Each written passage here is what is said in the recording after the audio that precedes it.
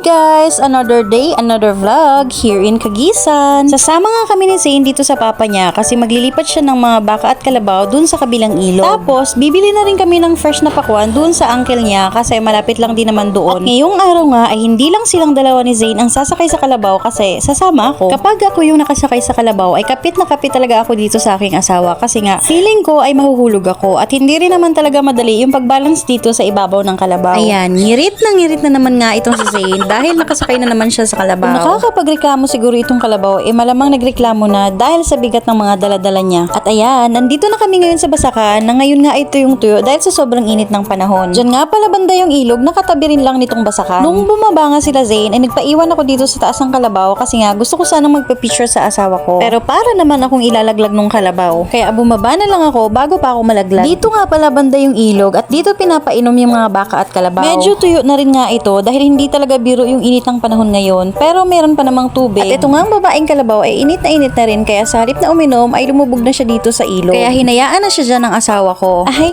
teka, bakit parang biglang gumanda yung view dito banda? Hi, what's your name? Can I have your number? Ang gwapo niyo naman po. Uy, si OA. Pakurot nga? Ay, mamon. Parang mas malaman pa yung daddy nitong asawa ko kesa sa akin. Alam niyo bang napakahirap hawakan sa tali ng ibang mga baka dito kasi tumatakbo sila at maguguyod ka talaga. At nakakita pa nga kami dito ng mga very cute na baka na gusto ko sanang hawakan kaso ang iilap nila. Pagkatapos nga naming mapainom lahat ng mga baka at kalabaw ay dumiretso na rin kami kila Uncle Nono para bumili ng pakwan. Dito nga pala banda yung mga taniman nila ng pakwan. Pero dumiretso muna kami kila Uncle kasi syempre siya yung mamimitas. Pagdating namin kila Uncle ay busy pa nga siya sa paglilipat ng mga hayop at pagpapakain kaya kumain muna kami ng buko dito. At alam niyo ba, akala ko ay pinitas ng asawa ko itong buko na kinakain namin. Yun pala ay pinulot niya lang dun banda sa may balon daw nila Uncle. Ay pagkagaling nga naman. Mabuti na lang at walang sumakit ang tiyan sa aming tatlo. At eto nga ang si Zane ay nakakita ng lato-lato dito kaya enjoy na enjoy siya sa paglalaro ng lato-lato na akala mo naman ay lato-lato master. Tapos itong asawa ko ay kung ano-ano na namang kalukuhan pumapasok sa isip. Maaga pa huy. Nagduyan-duyan lang muna kami dyan habang hinihintay nga si Uncle at maya-maya lang ay dumating na rin nga siya. Dala-dala niya itong tatlong pakwan. Yung isang pakwan nga ay binuksan niya na at hiniwa para matikman namin. At libre lang yan mga mima. 50 pesos nga pala yung kilo ng pakwan dito sa Kagisan. And freshly picked watermelons really hits different talaga. Ay, hindi ka mag-i-English for today's video dahil baka maubos yung mga nakatago sa baul. Pagkatapos namin kumain ay umuwi na rin nga kami at binili na namin yung dalawang pakwan na natira. At yung pakwan nga kanina na binuksan ni Uncle ay pinaubos niya sa amin at naubos naman namin. Tapos yung pakwan na binili namin ay pinakilo pa namin dun sa tindahan dahil nga walang kiluhan sila Uncle at inabot nga yun ng 5 kilo. At habang naglalakad nga ay inabot na naman ng katamaran sa paglalakad itong si Zane kaya ayan, gusto na namang magpakarga sa kanyang papa. Mabuti na lang at kahit na may dala sa dalawang kamay yung kanyang papa ay binuhat pa rin siya kaya ayan, ngiting tagumpay na naman. Itong daan nga pala na ito na dinadaanan namin ay ito yung daanan kapag bibili kami sa tindahan. At medyo may kalayuan din nga yung tindahan mula dun sa bahay. At yun lang muna for today's video. Please like, share, and subscribe. Babush!